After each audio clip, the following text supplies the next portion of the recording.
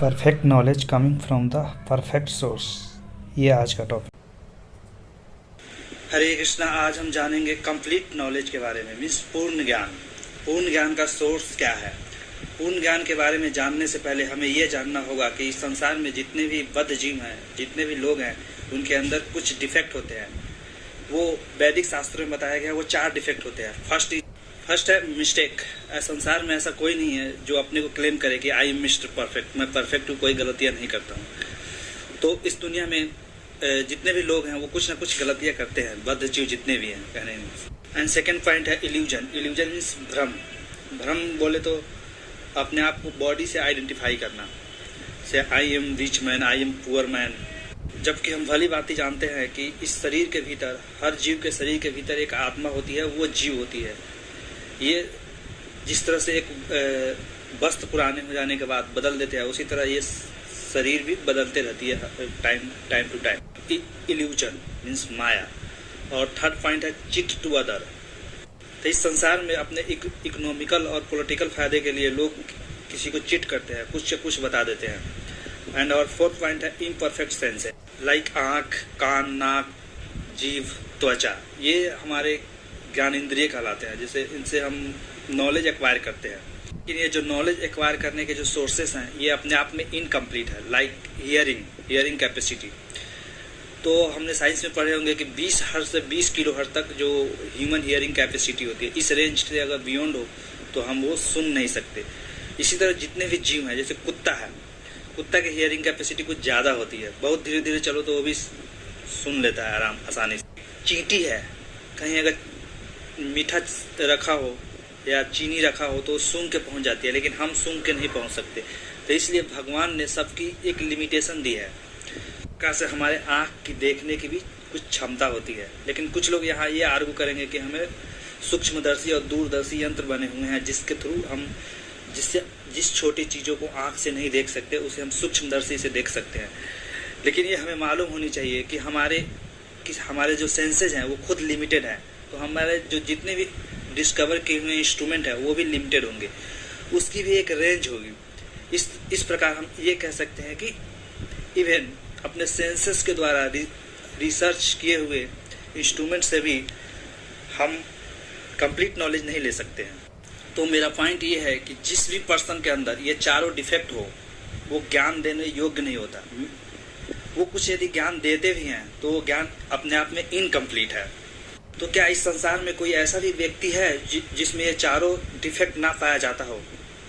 इसकी तलाश करनी चाहिए हमें कंप्लीट नॉलेज। हाँ, ऐसा व्यक्ति है जिसमें ये चारों डिफेक्ट नहीं पाया जाता है। उस व्यक्ति को जिसके अनलिमिटेड सेंसेज हो, जिसकी कोई लिमिटेशन ना हो, डेट इज कॉल्ड गॉड। जो भगवान है उसके पास ये चारों डिफेक्ट नहीं पाया जाता है। वो हमें चीट नहीं करेंगे, हमको भ्रम में नहीं रखेंगे, उनकी सेंसेज भी परफेक्ट है। तो वो व्यक्ति हमें कंप्लीट नॉलेज दे सकता है। उस भगवान के दिए हुए नॉलेज को वैदिक नॉलेज कहते हैं। बहुत सारे हमारे ग्रंथ हैं, जैसे वेद, पुराण, उपनिषद, श्रीमद् भागवतम, भगवत गीता, ये सब वैदिक नॉलेज है जो डायरेक्ट भगवान के द्वारा दिए गए हैं। ये अपने आप में परफेक्ट है। वैदिक नॉलेज अपने आप में परफेक्ट है। हमें परफेक्ट नॉलेज के लिए वेदास को एक्सेप्ट करनी चाहिए। संसार का जब क्रिएशन हुआ तो पहले जो जीव आए संसार में, उनको बोलते हैं ब्रह्मा जी, जो सबसे बड़े देवता है। उनको खुद सृष्टि का क्रिएशन का ज्ञान नहीं था। उन्होंने कई वर्षों तक तपस्या करने के बाद वैदिक नॉलेज प्राप्त हुआ, और वो किनसे प्राप्त हुआ? भगवान से प्राप्त हुआ। दैट इज कॉल्ड श्रुति प्रमाण। ताकि उन्हें ज्ञान हुआ और सारी सृष्टि को क्रिएट। ठीक उसी प्रकार भगवान ने जब क्रिएशन किया तो उन्होंने वैदिक ज्ञान दिया। ये ज्ञान से हम सारे जीव सुखी और संपन्न रह सकते हैं। क्रिएशन के बाद भगवान ने जो ज्ञान दिया वो ब्रह्मा जी को दिया, लक्ष्मी जी को दिया और शंकर जी को दिया और 4 कुमार को दिया। एक तरह से 4 संप्रदाय बन गए। जो ब्रह्मा जी से जो ज्ञान लिया उसको बोलते हैं ब्रह्म संप्रदाय, और जो लक्ष्मी जी से जो ज्ञान आया नीचे की तरफ उसको बोलते हैं श्री संप्रदाय, और जो शंकर जी से जो ज्ञान मिला आगे लोग उसे रुद्र संप्रदाय, और जो 4 कुमार हैं उनसे जो ज्ञान मिला उसको बोलते हैं रुद्र संप्रदाय। तभी हम तीनों संप्रदाय को छोड़ के ब्रह्म संप्रदाय के बारे में बात करते हैं। कैसे ब्रह्मा जी ने भगवान से ज्ञान लेने के बाद उन्होंने ये ज्ञान नारद मुनि को दिया, नारद मुनि से व्यासदेव जी को दिया, व्यासदेव जी ने माधवाचार्य को दिया।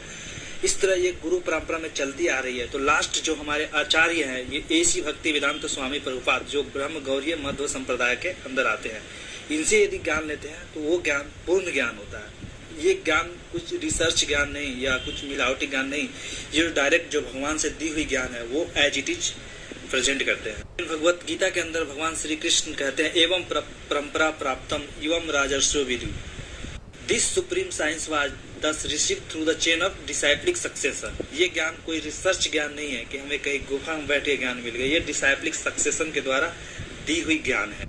इस प्रकार से जो 4 संप्रदाय हैं, जैसे श्री संप्रदाय, उसी संप्रदाय के अंदर श्री रामानुजम आचार्य जी आते हैं, या रुद्र संप्रदाय, उस संप्रदाय के अंदर विष्णु स्वामी जी आते हैं, और कुमार संप्रदाय, उनके अंदर नीलम्बरकाचार्य जी आते हैं। वैदिक नॉलेज है, अगर इन चारों संप्रदाय के अलावा किसी अन्य संप्रदाय या कहीं और से ज्ञान ग्रहण करते हैं तो वो अनऑथराइज है, वहाँ से ज्ञान जो मिलेगा वो हमें परफेक्ट नहीं मिलेगा। ये जो भगवान से डायरेक्ट चला आ रहा है। ब्रह्म संप्रदाय के अंदर डिवाइन ग्रेस एसी भक्ति वेदांत स्वामी श्रीला प्रभुपाद जी आते हैं, जिन्होंने इस्कॉन सोसाइटी की स्थापना किया, जो आज पूरे दुनिया में जो वैदिक ज्ञान का शिक्षा प्रवेश है वो शिक्षाएं देते हैं। सभी को श्रीला प्रभुपाद जी के द्वारा लिखी हुई बहुत सारी किताबें हैं, श्रीमद् भगवत गीता है, भागवतम है, उन पर कमेंट्री है, उनको हमें पढ़नी चाहिए और उनसे हमें पूर्ण ज्ञान लेनी चाहिए। हरे कृष्णा। वीडियो को देखने के लिए बहुत